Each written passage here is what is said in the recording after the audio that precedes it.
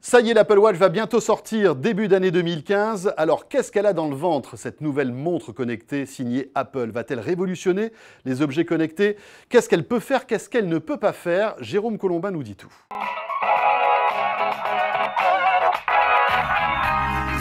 L'Apple Watch sera la première montre 100% compatible avec l'iPhone. Une montre connectée qui, tout d'abord, donnera l'heure, ce n'est pas rien, l'heure universelle à 50 millisecondes près. Elle fera aussi chronomètre et minuteur.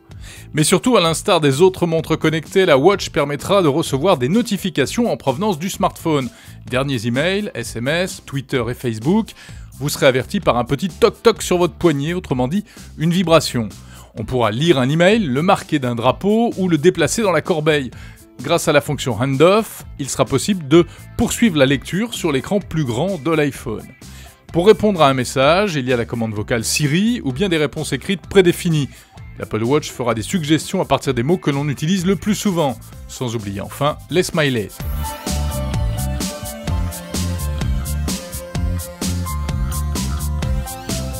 La Watch sera un véritable écran connecté pour consulter des informations comme la bourse, la météo, ses photos de vacances, son calendrier avec les prochains rendez-vous, ou même encore poursuivre un itinéraire GPS.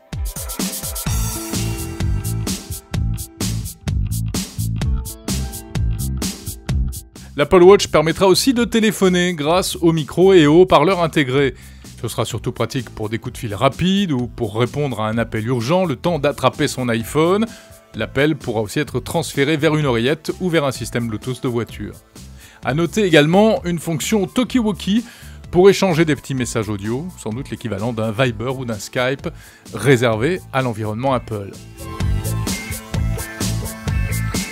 L'Apple Watch sera surtout très orienté sport et santé.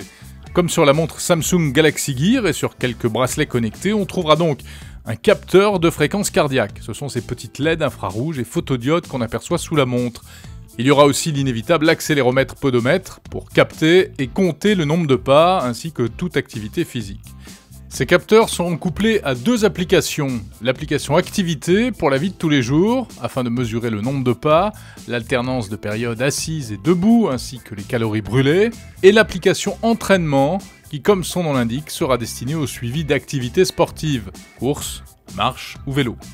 Avec la possibilité bien sûr de se fixer des objectifs, des fonctions connues que l'on trouve déjà sur de nombreuses montres Android.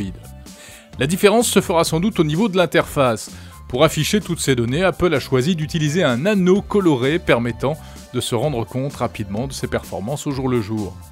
L'intérêt d'utiliser une montre pour ce genre de mesures est de ne pas avoir à emporter son smartphone quand on fait du sport.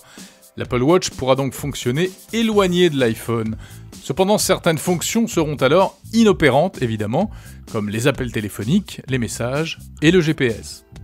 Apple a fait le choix de ne pas intégrer de carte SIM à l'intérieur de la montre, sans doute pour préserver la batterie. L'Apple Watch devrait aussi intégrer un baladeur autonome, un iPod en somme, utilisable avec des écouteurs sans fil Bluetooth. Voilà qui laisse penser qu'elle disposera d'un espace de stockage spécifique. La montre pourra également faire office de télécommande pour contrôler la musique de son iPhone sans le sortir de sa poche, ainsi que l'Apple TV et le logiciel iTunes sur Mac pour écouter de la musique.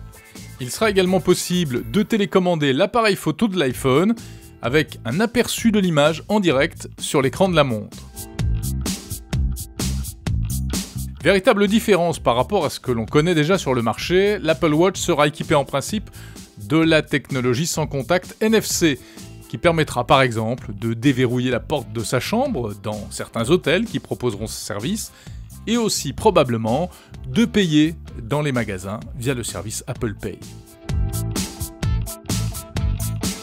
L'Apple Watch, qui sortira en 2015, sera disponible en deux tailles, 38 et 42 mm pour s'adapter aux différents poignets, et en trois versions, Watch classique en acier naturel avec bracelet métallique, Watch Sport en aluminium avec bracelet plastique coloré, et Watch Edition en or, jaune ou rose 18 carats et bracelet de luxe.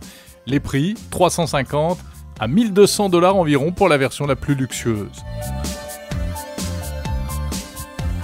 L'écran est tactile, mais deux boutons situés sur le côté permettent d'interagir, notamment le remontoir circulaire qui sert à zoomer dans le nuage d'applications.